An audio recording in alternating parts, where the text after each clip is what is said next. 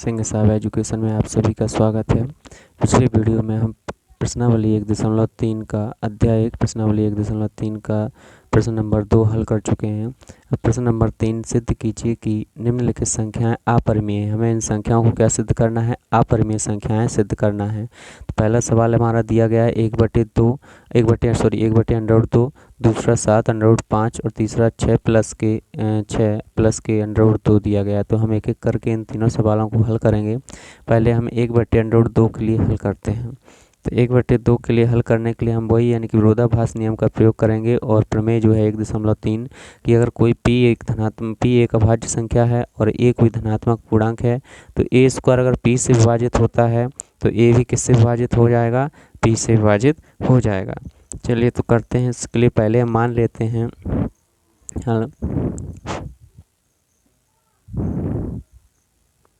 माना 1/2 एक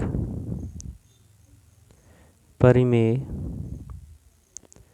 संख्या है। हमने क्या मान लिया कि 1/2 जो है वो क्या है? एक परिमेय संख्या है। अब परिमेय संख्या है तो परिमेय संख्या के लिए क्या लिख सकते हैं? हम p/q के रूप में लिख सकते हैं। तो यहाँ पर 1/2 बराबर हम क्या लिख सकते हैं? इसको a/b लिख सकते हैं और लिख देंगे जहाँ a और b क्या हैं? जहाँ a और b सह अभाज्य संख्याएं हैं। a और b क्या हैं? सह अभाज्य संख्या हैं तथा यहाँ पर b बराबर क्या नहीं है? b बराबर नहीं होगा 0। क्यों? क्योंकि और किसी भी संख्या के नीचे 0 होगा, बटे में 0 होगा है तो वो उसका मान क्या हो जाएगा? अनंत हो जाएगा। उसका मान क्या हो जाएगा? अनंत। चलिए तो अब यहाँ पर a/b कर 1/2 बराबर क्या लिखा हमने? a/b। अब यहाँ b बराबर क्या हो जाएगा? b बराबर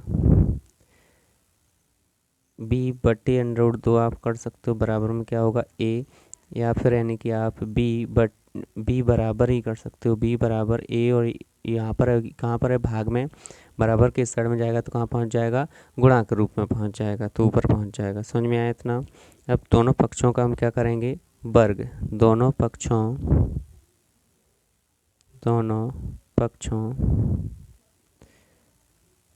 का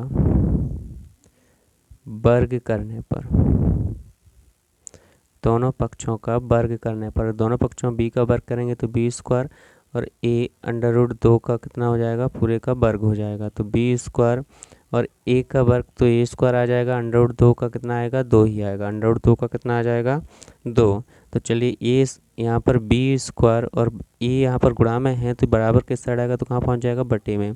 तो a² बराबर कितना आ गया? b²/2। या इसको यानी कि आप ऐसा लिख सकते हो कि या a² बराबर इसको इस साइड और इसको इस साइड में लिख दिया b²/2। यहाँ पर a² बराबर b²/2। ये हो गया हमारा समीकरण 1। अब यहाँ समीकरण 1 से देखो b²/2 लिखा है। क्या लिखा है?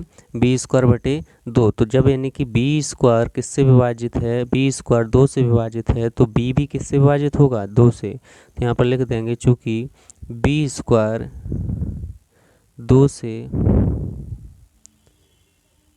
विभाज्य है इसीलिए b भी 2 से विभाज्य होगा। b भी किससे विभाज्य होगा? 2 से। b² अगर 2 से विभाज्य है तो b भी किससे विभाजित होगा? 2 से विभाज्य होगा। चलिए अब यहाँ पर a वाला तो यानी कि हो गया b² अतः b भी 2 से विभाज्य होगा। अब b अगर यदि यहाँ पर यानी कि b² के मान कब आएंगे? जैसे b यहाँ पर b बराबर हमने मान लिया b बराबर इसका यहाँ पर गुणा करेंगे तो b पर क्या आ जाएगा? b² बराबर 2 × a²। तो यहाँ पर b बराबर 2 × c मान लिया। c जहाँ पर एक नेतांक है, जैसे 4, 6, 8, 10, 2। तो यहाँ पर 2 को 2 गुणित 1, 4 के लिए 2 गुणित 2 और 6 के लिए 2 गुणे 3 और 8 के लिए 2 गुणे 4। देखो 2 2 और 2 हर जगह यानी कि कॉमन है, दो गुण तो गुणनखंड हर जगह क्या है, कॉमन है। और यहाँ पर जो सी का मान है 1 2 3 4 ऐसे ही क्या हो रहा है, बदलता रह रहा है। तो हमने ले लिया कि बी स्क्वायर बराबर, अब बी बराबर कितना आ जाएगा, 2 सी। बी बराबर कितना आ जाएगा, 2 सी, जहाँ पर सी एक पूर्णांक है, जहाँ पर सी क्या है, एक पूर्णांक। लिख देंगे जहाँ सी एक क्या है, पूर्णांक है।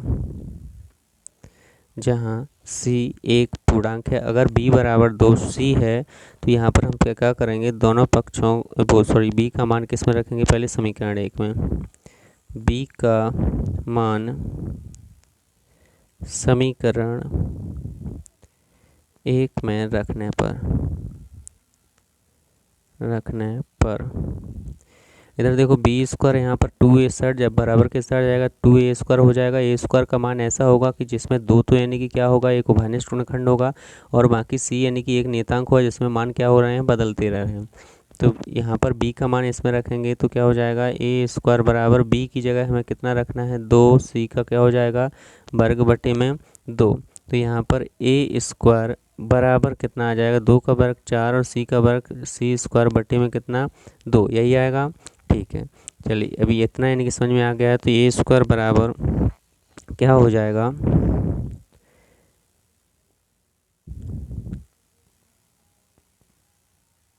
यहाँ पर देखिए, यहाँ पर हमने क्या माना है कि यहाँ पर ए स्क्वायर बराबर 4c² बटे 2 आया। 2 का पक्षांतर गुणा कर दो तो 2a स्क्वायर बराबर कितना आएगा, 4c², या फिर इससे यानी कि 2 से इसको काट दो, 2 एक कम 2, 2 दूनी कितना हो जाएगा, 4। तो ए स्क्वायर बराबर 2c² आ गया। या फिर ए स्क्वायर और ये 2 यहाँ पर गुणा में है, बराबर के साइड आएगा तो कहाँ पहुँच जाएगा, बटे में, बराबर में कितना हो गया, सी। या इसको आप ऐसा लिख सकते हो, सी स्क्वायर बराबर कितना आ जाएगा, ए स्क्वायर बटे 2, ये भी आ जाएगा।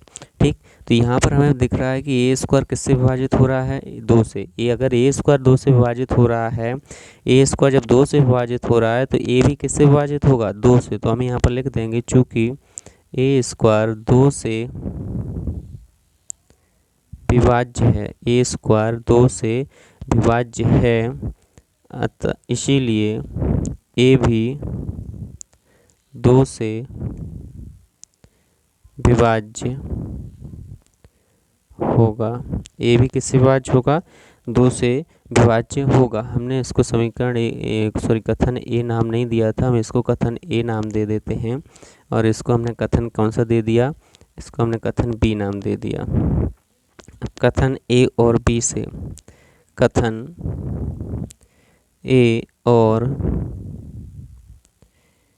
बी से, कथन ए और बी से क्या हो जाएगा, ए और बी का एक उभयनिष्ठ गुणनखंड कौन सा है, इधर देखो ए और बी का, यहाँ पर ए स्क्वायर भी 2 से विभाजित हो रहा है और सी स्क्वायर भी कितने विभाजित हो रहा है, बी स्क्वायर भी किससे विभाजित हो रहा है, 2 से। ए स्क्वायर भी 2 से विभाजित हो रहा है, बी स्क्वायर भी किससे विभाजित हो रहा है, 2 से। और सहअभाज्य संख्या कौन सी कहलाती हैं, ऐसी संख्याएं जो स्वयं संख्या और एक के अतिरिक्त अन्य कोई उनका उभयनिष्ठ गुणनखंड नहीं होता है। तो हम यहाँ पर लिखेंगे ए और बी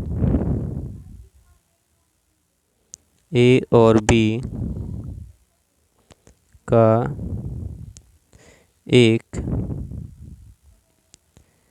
उभयनिष्ठ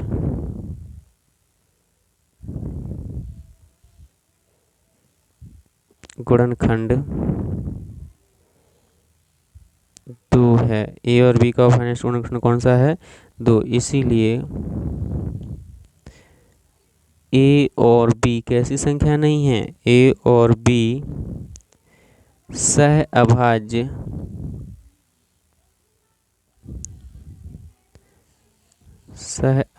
संख्याएं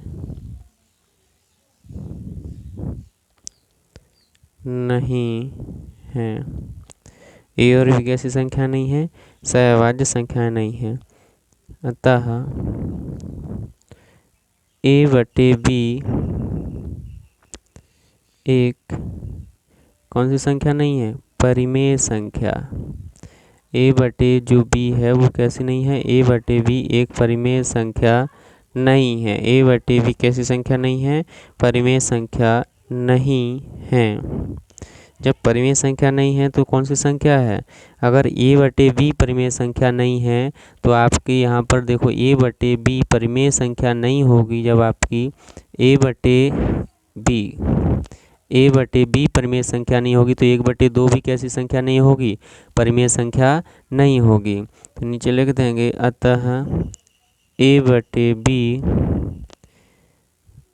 1/√2 भी कैसी संख्या नहीं होगी, 1/√2 परिमेय संख्या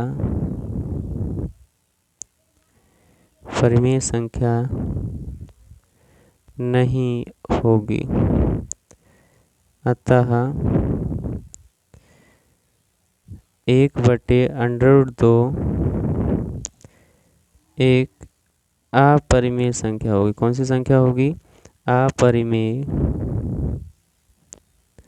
संख्या होगी, अपरिमेय संख्या होगी। इधर देखो इसमें क्या दिया गया है कि यहाँ पर यानी कि हमें बोला गया है सिद्ध कीजिए कि निम्नलिखित संख्याएं अपरिमेय संख्याएं। तो पहला है 1/√2, 7/5 और 6 प्लस के √2। तो पहला हम हल करते हैं, हल माना हमने 1/√2 जो है एक कौन सी संख्या है, परिमेय संख्या है।